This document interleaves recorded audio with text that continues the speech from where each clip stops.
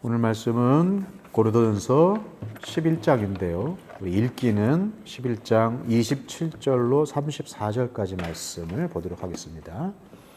고린도전서 11장 27절로 34절까지 말씀을 읽겠습니다.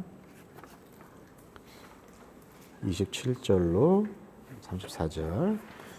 찾으셨으면 제가 한 절, 여러분이 한 절 이렇게 서로 교독하겠습니다. 제가 먼저 27절 받들어 읽겠습니다. 그러므로 누구든지 합당하지 않게 주님의 빵을 먹거나 주님의 잔을 마시는 사람은 주님의 몸과 피를 범하는 죄를 짓는 것입니다. 그러니 각 사람은 자기를 살펴야 합니다. 그런 다음에 그 빵을 먹고 그 잔을 마셔야 합니다. 몸을 분별함이 없이 먹고 마시는 사람은 자기에게 내릴 심판을 먹고 마시는 것입니다. 이 때문에 여러분 가운데는 몸이 약한 사람과 병든 사람이 많고 죽은 사람도 적지 않습니다. 우리가 스스로 살피면 심판을 받지 않을 것입니다. 그런데 주님께서 우리를 심판하시고 징계하시는 것은 우리가 세상과 함께 정죄를 받지 않게 하시려는 것입니다. 그러므로 나의 형제자매 여러분, 여러분이 먹으려고 모일 때에는 서로 기다리십시오. 배가 고픈 사람은 집에서 먹어야 할 것입니다. 그것은 여러분이 모이는 일로 심판받는 일이 없도록 하려는 것입니다. 그 밖에 남은 문제들은 내가 가서 바로 잡겠습니다. 아멘. 여러분, 힘 빠지게 하는 사람 있죠? 이렇게 만나서 대화를 하면 할수록 기가 빠지는 사람이 있어. 그런 사람 알아요? 엄마를 보면 엄마는 아니에요. 엄마는 아니라고 강하게. 그러니까 얘기를 하면 기운을 얻는 사람이 있고, 얘기를 하면 막 기운이 빠지는 사람이 있어요. 이렇게 힘을 보태주는 사람이 있고, 힘을 빼앗아가는 사람이 있습니다. 우리 산책 갈까? 나 걷는 거 싫어하잖아. 그럼 드라이브 할까? 난 멀미하잖아. 몰랐어? 그럼 카페 가서 커피 한잔 할까? 나 카페인 싫어. 뭐 이런 식으로 얘기를 하면 이게 이것도 안 되고 저것도 안 되고, 상대방은 무엇인가 좋은 걸 함께 경험하고자 제안을 하는데, 그게 뭐 데이트 제안이든 뭐 휴가 제안이든 뭐 여가를 보내는 것이든, 근데 뭘 해도 안 된다고 하고, 뭘 해도 안 될 거라고 얘기하고, 뭘 해도 부정적으로 얘기하는 사람이 있으면 참 힘이 빠지죠. 그걸 계획하고 마음을 들이고 준비했던 사람은 자기 의도가 잘 받아들여지지 않는 것 때문에 기운이 빠지죠. 그 다음에 뭐 한번 해봅시다 이런 말이 잘 나오기가 힘들어요. 그러면 그도 나도 성장하지 못하고, 그도 나도 좋은 관계로 자라가지 못하게 됩니다. 이렇게 관계를 성장하게 하고 관계를 깊이 만들고 서로를 더 나은 사람으로 세워가는 게 아니라, 관계가 무너지고 성장이 더뎌지고 서로가 더 나쁜 관계로 악화되게 만드는 그런 말과 태도들이 있다는 것이, 상대방의 의도나 상대방의 애씀을 인정하지 않고 그냥 끝까지 자기 입장만 내세우는 사람과 함께 하고 싶은 사람은 아마 없을 것입니다. 여러분은 그런 사람이 아니시기를 바랍니다. 여러분은 옆에 있기만 하면 좋은 에너지를 얻는 그런 사람을 많이 만나시기를 바랍니다. 그래서 세상은 이렇게 얘기를 해요. 그런 사람과 만나라. 배울 수 있는 사람과 만나라. 나에게 좋은 자극을 줄 수 있는 사람들과 만나라. 긍정적인 에너지를 주는 사람과 만나라. 이렇게 세상은 그런 사람을 만나라고 얘기합니다. 저는 오늘 말씀을 통해서 여러분들에게 이렇게 얘기하고 싶어요. 그런 사람이 되시라고. 그러니까 우리는 그런 사람을 찾고 그런 사람을 만나는 정도에 끝나서는 안 되는 사람입니다. 우리 그런 사람이 돼야 돼요. 다른 사람을 세울 수 있는 사람, 더 나은 사람으로 만들어낼 줄 아는 사람. 우리가 있으면 그 공동체, 그 집단, 그 관계가 더 좋고 더 풍성해지고 더 자라나고 더 나은 그런 관계가 되어지는 그런 사람이 우리는 돼야 됩니다. 그러니까 우리 자녀들이 좋은 동네 가서 좋은 학교 가가지고 좋은 선생님을 만나기를 바란다? 그건 아무나 하는 거예요. 근데 우리는 어떻게 되냐면 우리 자녀들이 가는 곳마다 그 반이 좋은 반이 되기를 바라야 돼요. 어떤 선생님을 만나든지 우리 아이들이 그 선생님을 좋은 선생님으로 만들어낼 수 있는 사람. 그러니까 좋은 회사 들어가기를 바라지만 저는 소은이가 가는 곳이 후진 회사라도 소은이가 갔는데 좋은 회사가 되기를 바래요. 이미 좋은 곳에 가서 좋은 유익을 누리는 건 세상 누구나 다 원하는 것이에요. 우리는 어떤 곳이든 그것을 더 나은 곳으로 만들어야 돼요. 그것이 우리가 이 땅에 놓여진 이유고 또 목적입니다. 좋은 사람이 되는 것. 어떻게 하면 그런 좋은 사람이 될 수 있을까요?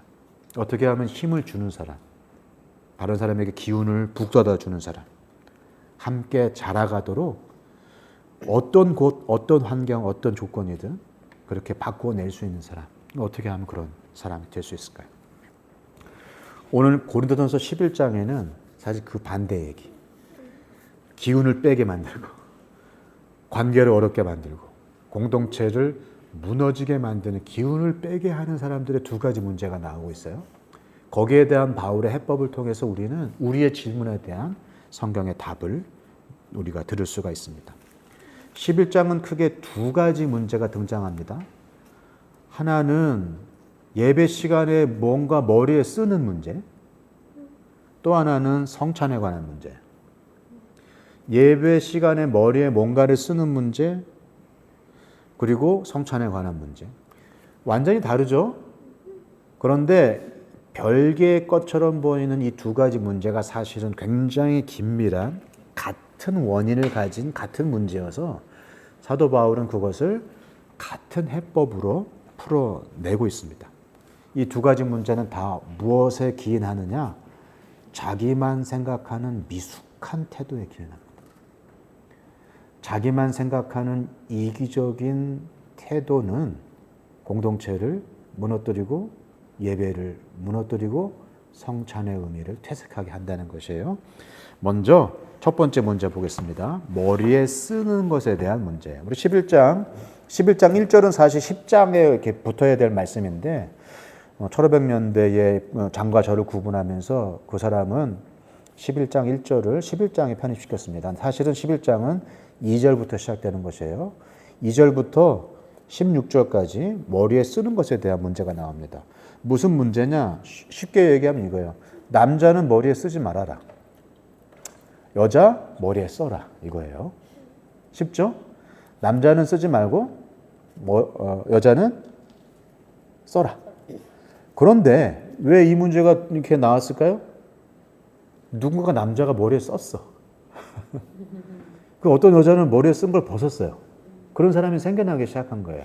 왜 그랬을까요? 고린도잖아요. 고린도가 어떤 도시예요?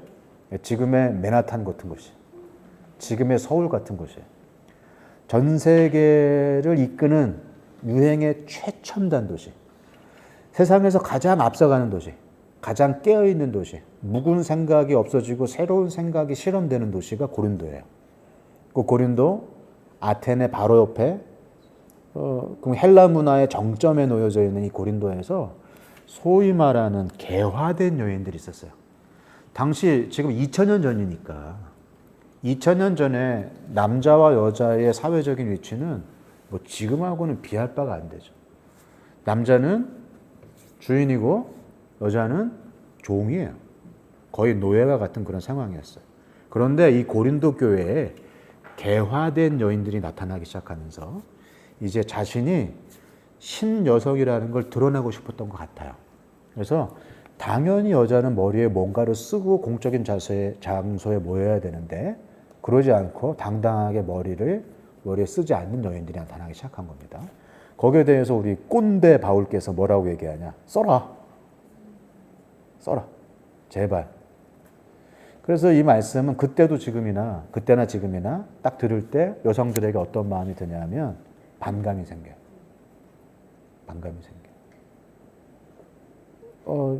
지금 시대가 어떤 시대인데 그때도 그랬고 지금도 마찬가지입니다. 남자가 무엇을 쓰고 있거나 여자가 무엇을 쓰지 않는 자들에 대한 이 바울의 이 이야기들을 살펴보면 그는 먼저 예절에 대한 문제들을 잠깐 언급합니다. 남자가 무엇을 쓰는 것은 남자의 영광을 가리는 것이다. 여러분 원래 머리라고 하는 것은 영광과 위엄, 존중과 어떤 권위 같은 것을 생각합니다. 상징하는 것입니다. 그래서 머리를 숙인다는 것은 상대방의 권위를 인정한다는 것이죠. 내 권위를 낮춘다는 거예요. 상대방에게 위엄을 돌리고 나는 낮추는 게 머리를 조아리는 겁니다. 그래서 옛날이나 지금이나 특히 고대의 전투를 보면 전쟁에서 이긴 승전국의 왕이 패전한 왕에게 하는 게 있어요. 굴복 행위를 시켜요. 개들은 싸우고 나면 진 개가 어떻게 하죠? 발랑 뒤집어져서 배를 보이잖아요. 굴복의 행위예요. 그런 것처럼 고대의 싸움에는 이긴 왕이 진 왕에게 가서 요구하는 것이 있는데 머리를 낮추는 거예요. 가장 굴욕적인 게 뭔지 아십니까? 이마를 땅에다가 대는 거예요. 더 굴욕적인 게 뭔지 아십니까? 이마를 땅에다가 박는 거예요. 그래서 머리가 깨지도록. 우리나라 순조였나요? 청나라 왕 앞에서 인조였나요? 네. 인조예요? 우리 역사는 이쪽이 확실하니까 선조 선조는 임진왜란 임진왜란 때 광해군 아들 어. 인조가 인조가 이제 나와서 머리를 5번 네. 땅에다 박았죠. 이야. 저는 누군가 싶어서 김감인가 이렇게 얘기를 했는데. 우리 모를 뻔했다. 네. 제가 알기로 선조, 순조, 인조였던 것 같아요. 그러니까 한국의 왕들이 중국의 황제 앞에서 머리를 조아리는 굴욕적인 그 패배들이 몇 번 있었는데 막 머리를 땅에다 박고 심지어 머리가 깨져서 피가 철철 흘리는 상황들이 있었어요. 이거 굉장히 모욕적인 거예요. 이건 승리를 선포하는 겁니다. 그러니까 머리를 낮춘다는 건 그런 거예요. 영광과 위엄, 권위와 존중에서 이 머리는 함부로 다루면 안 돼요. 그래서 머리를 어떻게 다루느냐, 내 머리를 이게 내 자존감과 상관이 있고 남의 머리를 어떻게 대하느냐 이것도 마찬가지로 그 사람의 존중, 위엄 다 있는 것입니다. 이걸 바울이 어떻게 표현하냐고 했냐면 하나님의 머리가 남자고 남자의 머리가 여자다. 창조의 순서를 따라 하나님이 남자를 지으셨고 그 다음에 남자의 갈비뼈에서 여자를 지었다. 이 창조의 순서를 따라 권위의 순서를 따른 것이에요. 그래서 하나님의 영광을 드러내는 남자는 그 영광을 위하여 머리에 쓰지 말아라. 남자의 영광을 드러내는 여자는 남자의 영광을 위하여 머리에 뭘 써라. 그러니까 보통 보면 자 이렇게 층이 지어졌다는 것이 여자들에겐 기분이 나쁘고 하나님을 위해서 쓰지 말라고 했는데 남자를 위해서 자기는 쓰라는 것이 합리적이지 않게 느껴지는 것이에요. 그러나 그 당시의 문화는 그랬다는 것이죠. 그래서 남자는 쓰지 말고 여자는 써라. 그것은 창조의 질서와 그로 인하여 부여된 권위의 순차적인 순서에 따름이다. 이게 하나님이 만드신 질서다라고 얘기를 합니다. 그래서 마음속에 벌써 우리 자매님들은 야, 좀 받아들여지질 않는데 지금이 어느 때인데 이런 마음이 있을 거예요. 근데 바울이 그때도 이렇게 얘기를 했어요. 오늘 어떻게 말하냐면 11절에 보니까 그러나 주님 안에서는 남자 없이 여자가 있지 않고 여자 없이 남자가 있지 않다. 갑자기 남자들을 향하여서 그들이 예상하지 못했던 말을 끄집어내는 겁니다. 여자가 남자에게서 났다라고 내가 얘기했지만 남자도 다 여자의 몸에서 나지 않았느냐. 여자에게서 나지 않은 남자가 없다. 그리고 모든 것은 다 하나님에게서 났다. 자, 이걸 가지고 논쟁할 생각을 하지 말아라 이거예요. 남자도 권위와 뭔가 여자에게서 차별적인 힘을 자랑하려고 하지 말아라. 하나님이 질서를 가지고 주셨지만 남자가 잘나서도 아니고 여자가 못나서도 아니다. 남자나 여자나 다 하나님에게서 나온 것이니 하나님이 만드신 창조의 질서 아래 괜한 논쟁을 일으키지 말라는 거예요. 그게 뭐라고? 그게 진짜 중요한 거냐고. 예배 시간에 머리에 뭘 쓰느냐 안 쓰느냐가 중요한 것이 아니다. 우리 모든 권위, 모든 머리가 다 엎드려져야 할 이 모든 권위의 그 최종 권위를 가지신 그 하나님 앞에 우리는 모두 다 엎드려야 될 사람인데 그 예배 시간에 머리에 쓰는 거 안 쓰는 걸 가지고 누가 더 높냐, 누가 더 낮냐, 누가 더 개화됐냐, 누가 더 아직 뭐 미숙하냐, 누구는 더 배웠냐, 누구는 뭘 덜 배웠냐, 누구는 앞서가냐, 누구는 뒤처지냐, 지금 그 얘기를 할 때가 아니다. 예배는 가장 높으신 하나님의 권위에 모든 머리가 숙여 주님을 예배하는 것에 있다는 사실을 창조의 질서를 먼저 얘기한 후에 그 다음에 얘기를 합니다. 바울은 지금 이 질서를 뒤집어 엎을 마음이 없어요. 여자들이여 깨어 일어나서 이 남녀 불평등한 사회를 뒤집어 엎자 바울이 이 얘기하고 있지 않아요. 바울은 그 앞에서도 다른 곳에서도 종과 주인의 관계를 얘기하면서 노예들이여 해방되어 일어나서 이 불평등한 노예 제도를 없애라 그렇게 얘기하지 않았어요. 노예들은 주인에게 순복하라라고 얘기를 해요.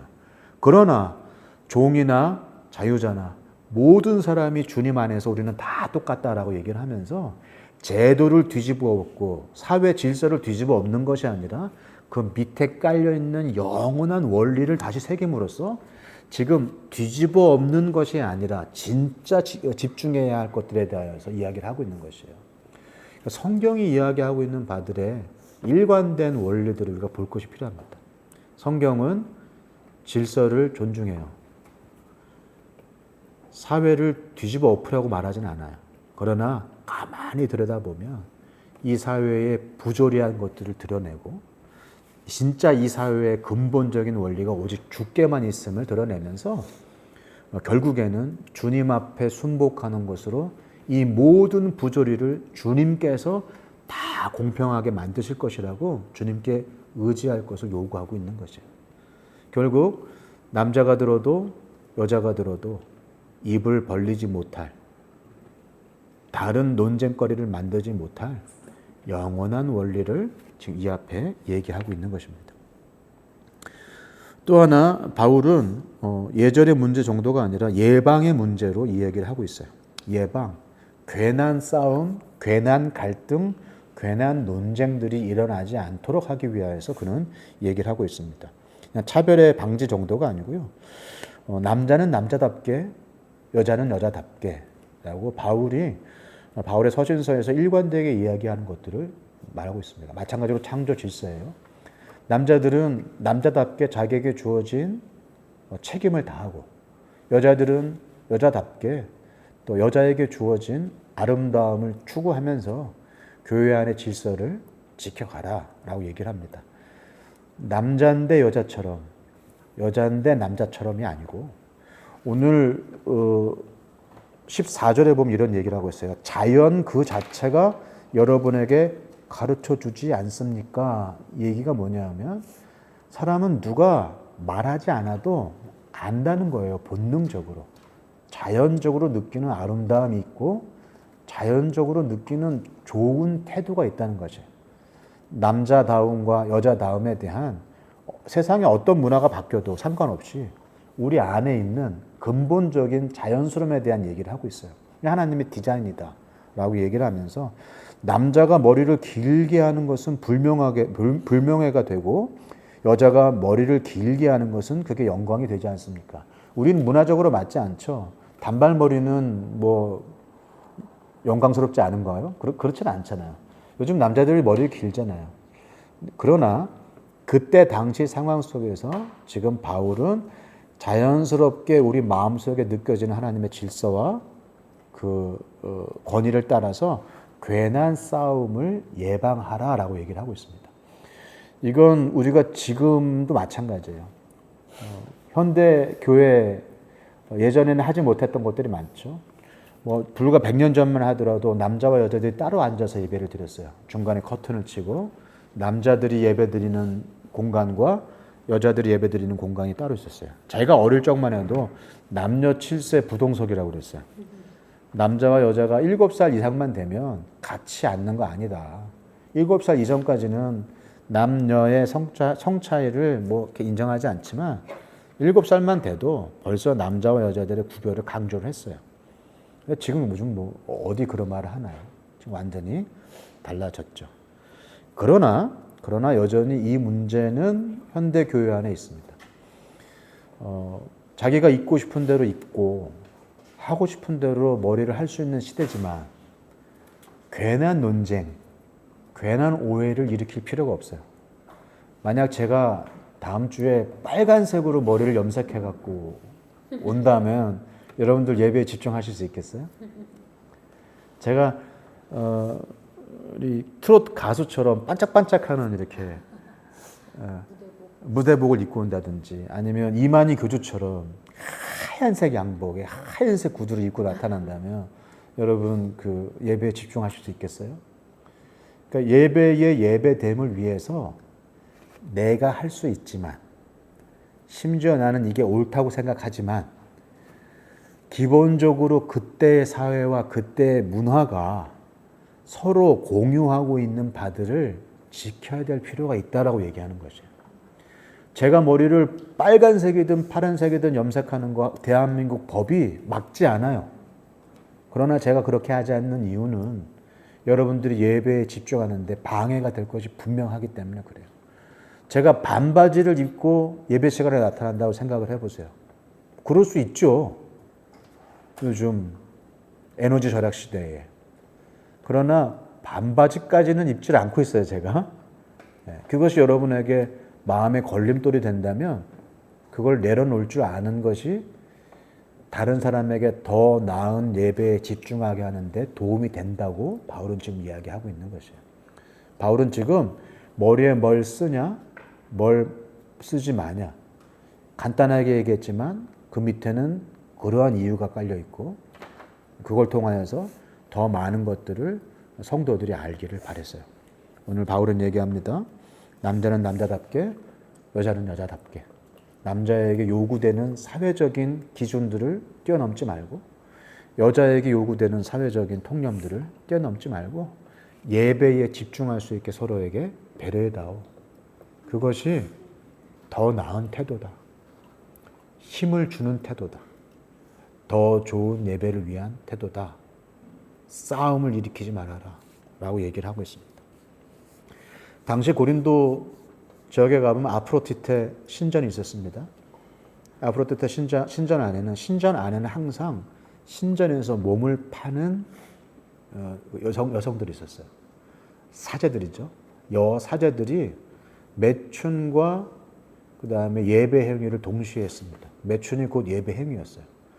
그들이 하는 공통된 착장이 있었는데 그 머리를 드러내는 것이에요.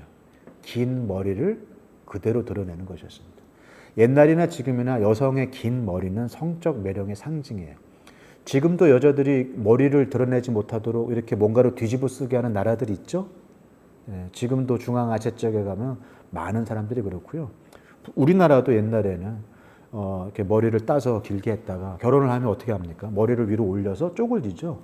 긴 머리를 그대로 드러내지 않는 것이에요. 내가 한 남자의 아내가 되었을 때에는 그걸 최대한 감춘다는 것이죠. 그리고 이렇게 뭔가를 뒤집어 쓰잖아요. 결혼식 때에도 면사포를 쓰죠. 면사포를 걷죠. 이게 다 여성들의 머리가 갖는 상징성 때문에 그래요. 이건 수만 년 전에도 그렇고 지금도 그래요. 앞으로도 그럴 거예요. 그래서 여성의 머리는 함부로 하는 것이 아닙니다. 그런데 예배 시간에 긴 머리를 늘어뜨리고 있다? 그건 아프로디테 신전의 그 여사제들을 머리에 떠올리게 했을 것입니다. 지금 하나님 앞에 드리는 예배의 공간이 아프로디테 신전처럼 여겨지게 할, 오해되게 할, 오해의 여지가 많은 것이었어요. 그런 예방의 차원에서도 그냥 사회적 예절뿐만이 아니라 괜한 오해와 논쟁의 예방의 차원에서도 바울은 지금 할 수 있지만 금하라고 얘기를 합니다. 현대교회에서도 마찬가지죠. 현대교회에서 얼마든지 할 수 있는 일들이 있어요. 그러나 그걸 다른 사람을 위하여서 내려놓는 것, 괜한 분열을 내려놓는 것, 다른 사람을 위해서 내 개인적인 자유를 좀 내려놓는 거, 그게 성숙한 태도다라고 앞에 6장에서부터 계속 이야기하고 있는 바들, 지금 반복되어지고 있는 주제들을 얘기하고 있습니다. 고기를 먹는 문제에 대해서도 동일하게 접근을 했어요. 여러분들 아마 느끼실 겁니다. 내 자유를 다른 사람의 성장을 위하여서 제한할 수 있는 성숙한 태도, 그것이 오늘 첫 번째 문제에 대한 이야기였습니다. 두 번째도 마찬가지입니다. 두 번째 문제는 성만찬에 대한 문제였어요. 성만찬이 무슨 문제냐? 성만찬. 당시의 성만찬은 정찬이었습니다. 무슨 말이냐? 칠첩반상에 나온다는 얘기예요. 그냥 상징적으로 하는 행위가 아니라 당시의 만찬은, 성찬은 말 그대로 처음부터 끝까지 온전한 식사였어요. 한국으로 치자면 밥, 찌개, 국, 반찬, 나물 반찬, 국 반찬, 고기 반찬 다 나오는 거예요. 그래서 충분한 시간을 들고 완전히 먹는 그런 정찬이 지금 1세기 교회의 성찬이었습니다. 그때 문제가 생긴 거예요.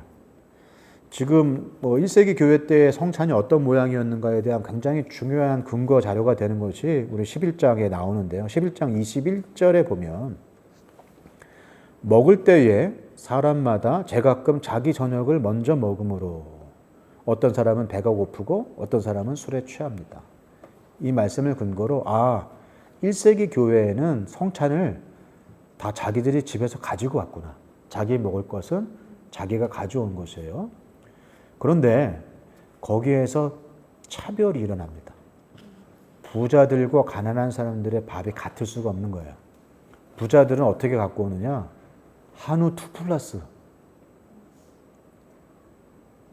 막 고기를 막 몇 근씩 가지고 와요. 냄새를 막 피우고 숯불로 막 구웁니다. 한우 막. 포도주도 100년 된 프랑스산 무슨 와인 막 이런 걸 가지고 와요.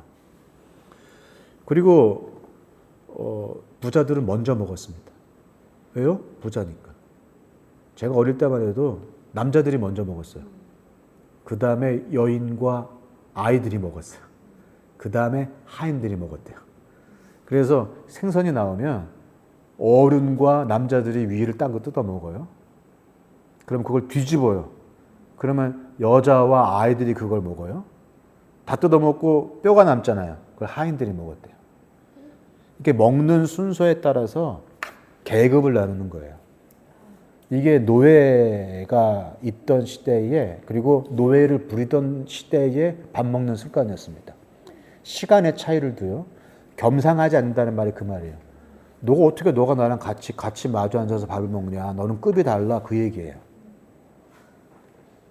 지금 주의 몸된 교회, 종이나 자유자나 남자나 여자나 다 주님 안에서 하나 된 교회에서 그 은혜를 나누는 성찬에 급이 생긴 거예요. 먼저 먹는 사람, 많이 먹는 사람. 어떤 사람은 막 가지고 와서 한우 2풀로 배가 불러요. 그리고 그 100년 된 포도주를 마셨는데 취하기까지 마셔요. 근데 가난한 사람은 뭐 갖고 왔을까요? 삼각김밥 하나를 가지고 와서 4식구가 나눠 먹어요. 컵라면 하나 끓여가지고 12명이 나눠 먹어요. 먹었는데 먹은 것 같지도 않아요. 포도주가 어디 있어요? 포도 찌꺼기 가지고 와가지고 포도 좀 조금 해가지고 포도즙 조금 먹어요. 저기서는 100년산 포도주를 막 몇 컵씩 들이마시는데 여기서는 포도 찌꺼기를 주워 먹고 있어요. 그게 어떻게 교회의 성찬이냐? 바울이 그래서 뭐라고 얘기했냐면, 저는 여러분 이거 칭찬할 수 없습니다. 17절에 22절에 내가 여러분을 칭찬해야 하겠습니까? 이 점에서 칭찬할 수 없습니다. 칭찬할 수 없습니다. 그 해법을 어떻게 했냐? 기다리라. 다 모일 때까지 기다려라. 이렇게 해법을 줬어요. 간단하게. 같이 먹는 게 해법인가? 아닙니다. 지금 바울은 알아들을 수 있는 수준으로 알아듣게끔 실용적이고 간단한 거. 그냥 모자 쓰세요. 모자 벗으세요. 이 얘기도 했지만 뒤에 창조 원리와 섭리와 질서의 얘기를 가지고 더 알아들을 기운과 노력과 힘과 수준이 되는 사람들에게는 그런 얘기를 했던 것처럼 마찬가지예요. 성찬도 기다리세요. 함께 먹으세요.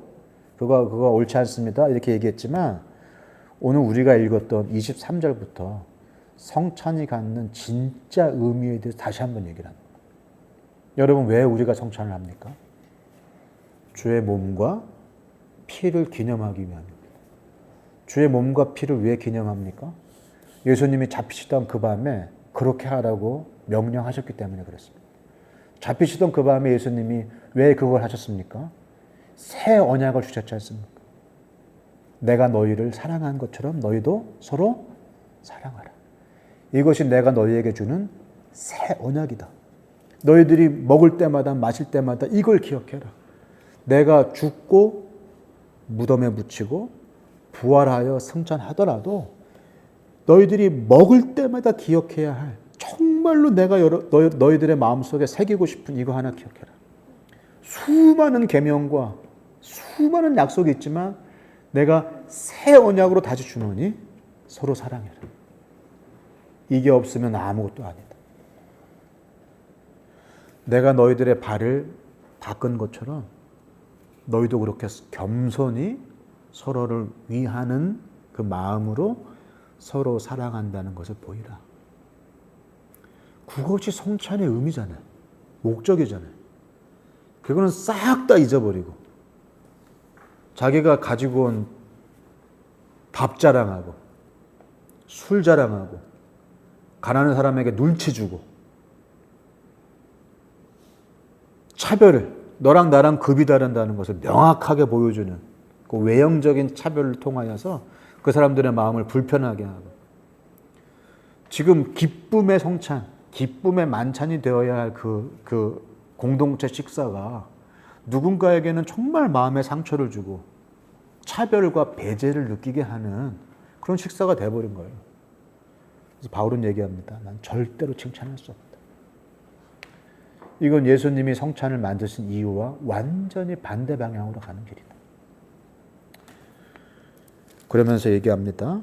성찬의 원래 목적을 기억하기 위해서 내가 여러분들에게 부탁을 합니다. 라고 공통해법을 얘기합니다. 공통해법. 첫 번째는 자기를 살피라는 것이에요. 28절 말씀 보겠습니다. 그러니 각 사람은 자기를 살펴야 합니다. 그런 다음에 그 빵을 먹고 그 잔을 마셔야 합니다. 저는 옛날에 성찬하기 전에 자기를 살피라는 이 말씀이 일주일 동안 뭔가 거짓말을 하거나 음란을 범하거나 뭔가 죄를 지었으면 성찬에 참여하지 말라. 그런 걸로 봤어요. 함부로 주님의 잔을 먹고 마시면 그 죄다. 근데 더 성숙해지고 더 성경을 알고 나서 제가 깨달은 게 있어요. 아, 이게 일주일간의 행위를 말하는 게 아니구나. 진짜 성찬의 의미가 무엇인지를 기억하면서 예수님이 죽으신 이유를 기억하면서 그것에 참여해야지. 안 그러면 예수님의 죽으심이 욕되게 하는 것이다. 그러니까 진짜 성찬의 의미를 기억하는 것. 다시 말해서 서로 사랑해야 할 그 분명한 그 예수님의 명령에 대한 이유와 순정이 우리 가운데 있는지를 살피라는 것이죠. 첫 번째는 자기를 살피라는 것이죠. 나는 지금 그 목적대로 예배하고 있는가. 그날 예배의 목적이 내가 신여성이라는 걸 보이기 위함이라. 그래서 아무도 입지 않았던 미니스커트를 입고 아무도 벗지 않았던 그 면사포를 벗고 지금도 캐톨릭에서는 그 머리에 쓰죠? 유선자매님 그 캐톨릭 성당 생활해 보셨으니까 아시지만 근데 요즘에도 안 쓰는 사람도 있죠. 교구마다 조금씩 다르죠. 네. 벗어내려고. 맞아요. 그게 좀 일종의 여성과 남성에 대한 차이. 것 때문에 네. 예전에는 안 쓰면 큰일 나는 것 같았거든요. 왜 간호사들 캡 쓸 것처럼. 저는 근데 요즘에 이제 조금 덜어내려고 애쓰더라고요. 왜 그럴까요? 그게 예배를 방해하기 때문에 그래요. 요즘은 오히려 문화적으로. 요즘은 오히려 쓰면 방해가 돼요.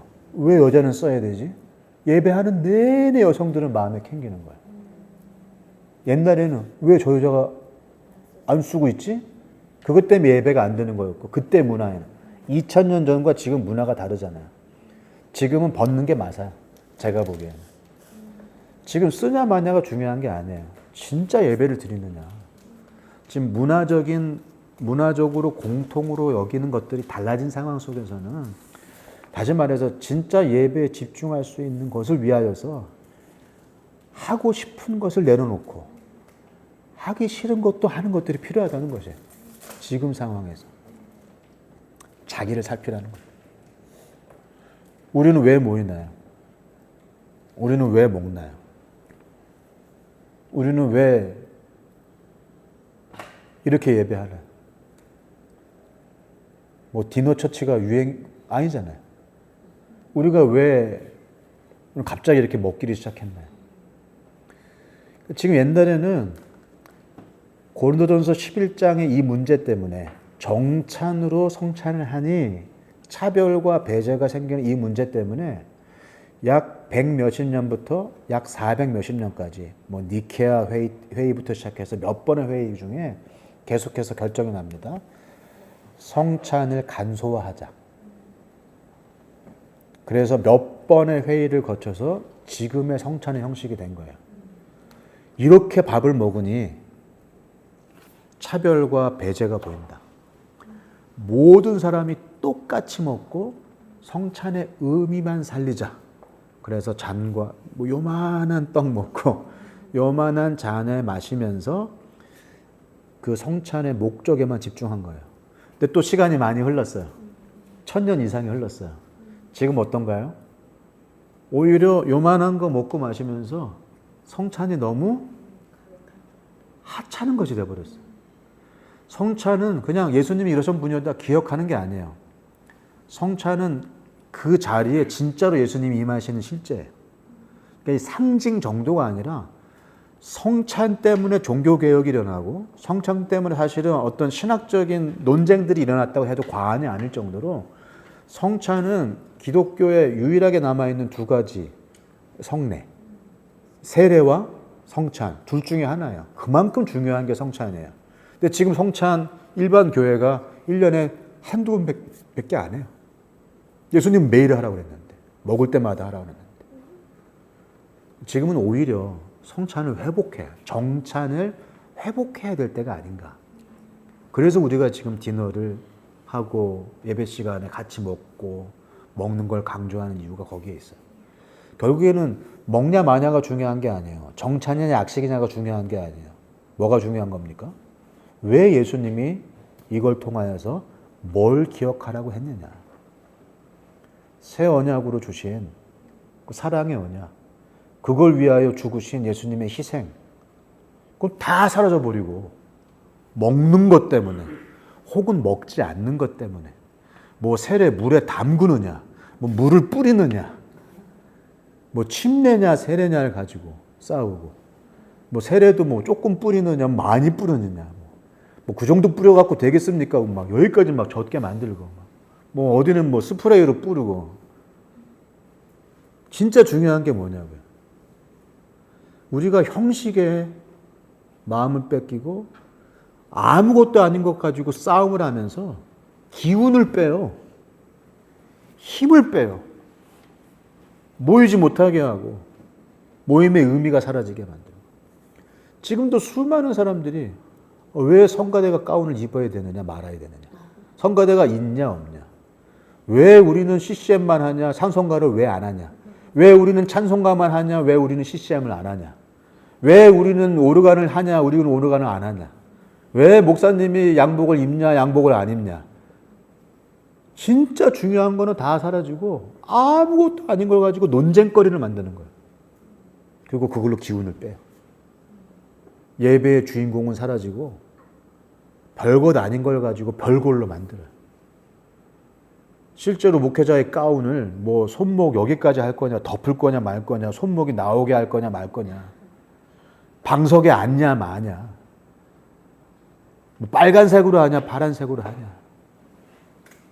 한국의 장로교가 뭐 분파가 뭐 100몇십 개지랍니다. 말도 안 되는 일이 지금도 일어나고 있어요. 그 얘기하고 있는 거예요, 지금 바울이. 그러면서 두 번째 33절 기다리라. 이렇게 얘기를 합니다. 자, 해법을 두 가지로. 첫 번째, 자기를 돌아보라. 두 번째, 서로 기다리십시오. 이 얘기는 얕은 수준의 사람이 보면 다 모일 때까지 밥 먹지 말고 기다렸다가 요 이 땅 하자 그렇게 보였을 거예요. 그것도 돼요. 그러나 더 깊은 수준으로 가보면 뭘 기다리라는 걸까요? 나보다 약한 사람, 나보다 못한 사람, 나보다 못 깨달은 사람, 나보다 얕은 사람 위하여 기다리라는 거예요.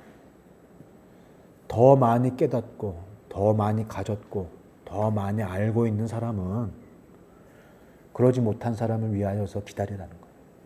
잘난 척하지 말고 있는 척하지 말고 뭐 권세 있는 척하지 말고 뭐 자기 존재감 드러내려고 하지 말고 기다리라는 거예요.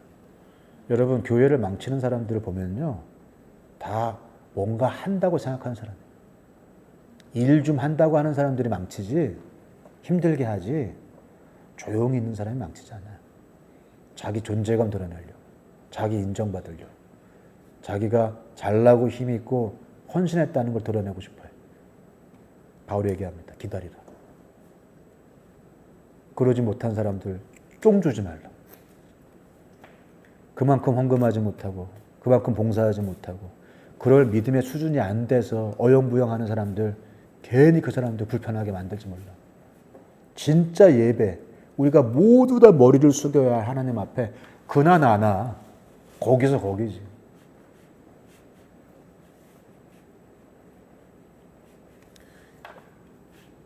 시간을 줘야 돼요. 미숙한 사람, 마음에 안 드는 사람이 있으면 기다리세요. 시간을 주면 다 잘합니다. 언젠간 성숙해집니다. 마음에 안 드는 김집사 있죠? 시간을 주세요. 정말 마음에 안 드는 그 사람 있죠? 그 사람 때문에 예배가 멍망이 되고 마음에 바더가 되죠? 기다리세요. 이해할 시간, 받아들일 시간, 성숙해질 시간을 주세요.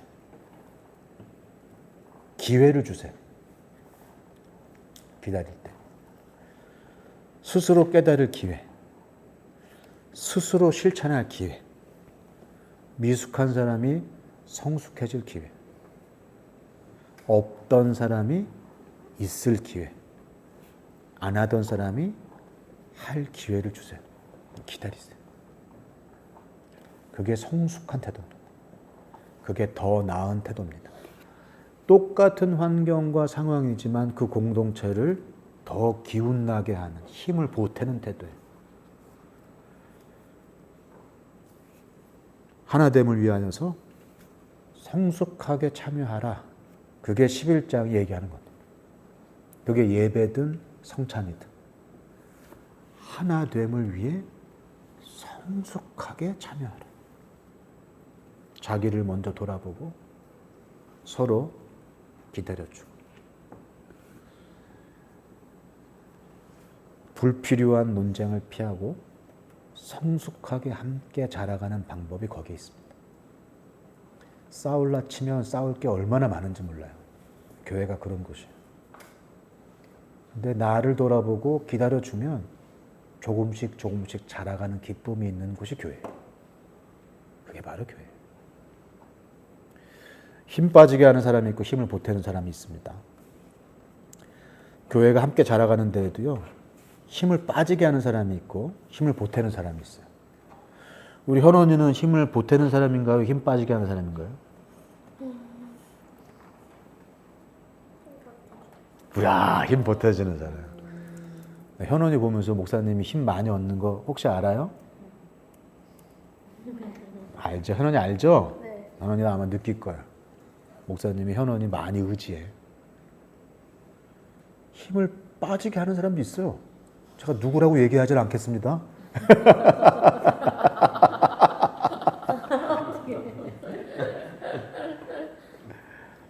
여러분은 다 힘 주죠. 근데 일반적으로 교회에 다 그러겠냐고요. 그리고 그런 사람이 있어야 돼요. 그 교회에. 아니 미숙한 사람이 있어야죠. 애기 같은 사람이 있어야죠. 집안에 이렇게 계속해서 뭔가 새로운 사람이 들어와야 우리가 늙어가도 미래가 있는 거잖아요. 그러니까 막 성숙한 사람만 있는 교회? 넌 그거 이상한 교회다. 좀 미숙한 사람이 있어야죠. 그게 교회예요. 자기 자신만 위하고 자기 마음대로 하려고 하는 사람, 자기 존재감을 나타내려고 하는 사람, 이건 힘 빠지게 만드는 사람이에요. 미안하지만. 교회는 자기 능력 발휘하는 곳이 아니에요. 나에게 아무 능력이 없다는 사실을 인정하고 주님 앞에 엎드리는 곳이, 주님의 능력을 누리는 곳이에요. 자기를 돌아볼 줄 아는 사람, 남을 기다려줄 줄 아는 사람은 교회의 힘을 못해요. 하나님의 은혜를 맛본 사람들의 태도거든. 예의를 넘어 하나님의 질서, 예배의 목적, 예수 그리스도의 사역의 목적들을 드러내면서 왜 예수님이 십자가에 죽으셨는지를 알고 누리고 삶에서 그대로 실천하는 사람이에요. 힘을 보태는 사람. 자신을 돌아보고 기다릴 줄 아는 사람. 하나됨을 위하여 성숙하게 참여하는 사람. 그게 예배든 성찬이든. 저는 이 말씀 준비하면서 세 가지로 이렇게 돌아볼 줄 아는 기회가 됐습니다. 먼저 나를 향해, 남을 향해, 우리를 향해. 먼저 나를 향해 따라합시다. 자기를 먼저 돌아보라. 자기를 먼저 돌아보면 살피고 내 말과 행동이 공동체에 힘을 주는지 힘을 빼는지 돌아보는 시간들이 우리에게 필요할 것 같아요. 지금 브레이크를 거는지 아니면 엑셀을 밟는지, 하는 일마다 어깃장을 두는 건지 아니면 그 작은 거 별거 없는 것에도 격려와 기쁨이 되는지. 남을 향해 따라합시다. 기회를 주라. 서로 기다린다는 거는 기회를 준다는 거야. 그 사람에게. 기회를 주면 믿고 기회를 주잖아요. 그럼 그 믿음에 꼭 반응해. 저는 그거 믿어요. 우리 아이들에게 믿고 기다려주면 아이들은 성숙한 모습으로 반응해요. 정말 그래요. 우리 유은이 믿고 기다리느라 엄마와 아빠가 얼마나 힘들었겠습니까? 그러나 유은이가 자라나는 모습이 보이잖아요. 그 막둥이가 뭐 이렇게 성숙한 이야기를 하면 그게 얼마나 기뻐요. 그게 믿고 기다리는 사람의 기쁨이에요. 정말 마음에 안 드는 성도 있죠? 믿고 기다려 줘보세요. 그럼 언젠가 성숙한 이야기를 하면서 교회에 큰 기쁨을 주는 그런 사람이 될 거예요. 저는 그렇게 믿어요. 근데 그걸 또 직접 가서 당신이 얼마나 부족한지 그걸 또 따박따박 얘기하며 쪼고 막 제발 좀 기다려줬으면 좋겠어요. 서로를 형화해서 배려하고 눈치 주지 말고 기회를 주고 사랑으로 대하고 모두를 향해 따라합시다. 성숙하게 참여하라. 그게 예배든 성찬이든. 우리 모임은 부족한 사람들의 모임이라는 걸 늘 기억하시면서 부족한 걸 이렇게 막 발견하고 막 이게 아니라 함께 지어져가는 기쁨을 누리는 성숙하게 참여하는 사람들이 많아질수록 그런 기회가 더 많아지는 그런 예배가 되기를 정말 바랍니다. 돌아보고 기회를 주고 성숙하게 참여하는 것으로 이렇게 힘을 빼는 그런 사람이 아니라 힘을 보태는 공동체를 살리게 하는 그러한 이 시대의 예배자로 또 시민으로 살아가기를 축복합니다. 제가 기도하겠습니다.